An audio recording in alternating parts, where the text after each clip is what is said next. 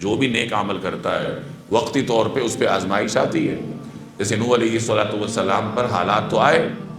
بعض روایات میں آتا ہے، تاریخی روایات میں، کہ قوم کے لوگ ان پر اتنا تشدد کرتے تھے کہ تشدد کر کر کے وہ یہ سمجھتے تھے کہ بس یہ تو اب دنیا سے گئے.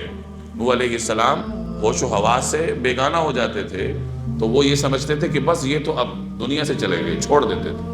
بعد میں جب انہیں ہوش آتا تھا تو پھر وہ اٹھتے تھے، پھر لوگوں کے بازاروں میں جاتے تھے، ان کے گھروں میں جاتے تھے، اللہ کی طرف بلاتے تھے. تو یہ حالات تھے جو ان پر گزرے اور ہر پیغمبر پر گزرتے ہیں، لیکن بعد میں اللہ تعالیٰ کامیابی بھی انہی کو عطا کرتا ہے. اب اسی تناظر میں ایک مومن بھی اپنی زندگی کو دیکھ سکتا ہے کہ ہر مومن کی زندگی میں مشکل لمحات آتے ہیں، ایسے مرحلے آتے ہیں جہاں وہ بہت پریشان ہوتا ہے دنیاوی اعتبار سے، گھریلو اعتبار سے، لیکن اسے اطمینان رکھنا چاہیے کہ یہ حالات اللہ کی طرف سے ہیں، اور صبر کے ساتھ ان حالات میں رہے تو اللہ تعالیٰ حالات ختم کر دیتا ہے.